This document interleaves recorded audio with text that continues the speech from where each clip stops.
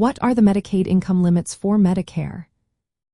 Imagine trying to figure out if you qualify for help with your healthcare costs. Knowing the income limits for Medicaid programs linked to Medicare can make a big difference. These limits are set to help seniors and disabled individuals manage their medical expenses more easily. The first program to know about is the Qualified Medicare Beneficiary program. It helps pay for Medicare Part A and Part B premiums, as well as some cost-sharing expenses. In most states, for 2025, if you earn $1,325 or less a month as an individual, or $1,783 as a couple, you might qualify. Alaska has higher limits, with $1,650 for an individual and $2,223 for a couple. Hawaii's limits are slightly different, at $1,520 for an individual and $2,047 for a couple. The asset limits for this program are $9,660 for an individual and $14,470 for a couple, which means your savings and resources also matter. Next is the Specified Low-Income Medicare Beneficiary program. This one helps cover only Medicare Part B premiums.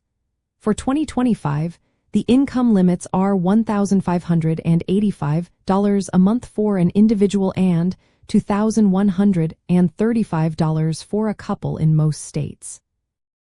Alaska residents can have up to $1,975 for an individual and $2,663 for a couple.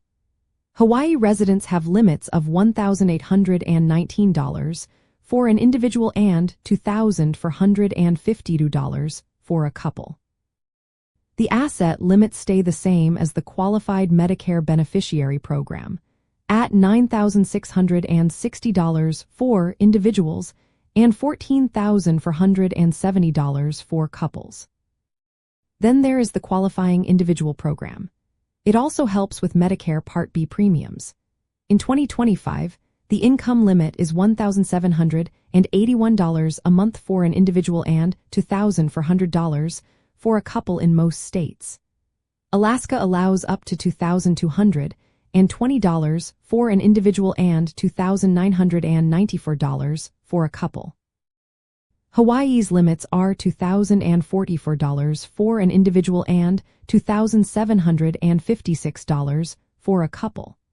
The asset limits are again the same, at $9,660 for individuals and $14,470 for couples.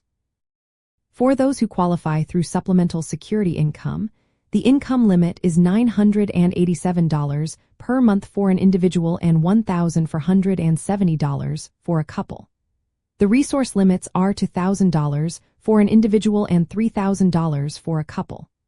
These figures are for full Medicaid coverage, which covers a wide range of medical services. If both spouses are on Medicare, their combined income must stay within the limits for the program they are applying for.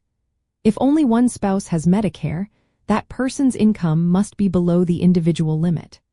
The other spouse's income is considered separately, but the total household income still matters for some programs. It's good to remember that resource limits do not affect eligibility for Medicare Savings Programs like Qualified Medicare Beneficiary, Specified Low-Income Medicare Beneficiary, or Qualifying Individual. However, resource limits do apply if you are applying for full Medicaid through supplemental security income. When figuring out if you qualify, consider all sources of income like Social Security benefits, pensions, wages, and other regular payments. These limits are based on a percentage of the federal poverty level, with a small monthly disregard of $20. They are updated each year to keep pace with inflation and living costs.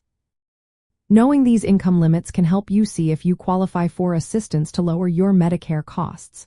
If your income is below these thresholds, you might be able to get help paying premiums and other expenses. This can make managing healthcare costs much easier and less stressful.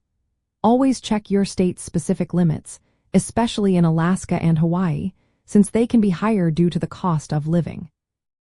These programs are designed to support those who need help the most, making health care more affordable and accessible.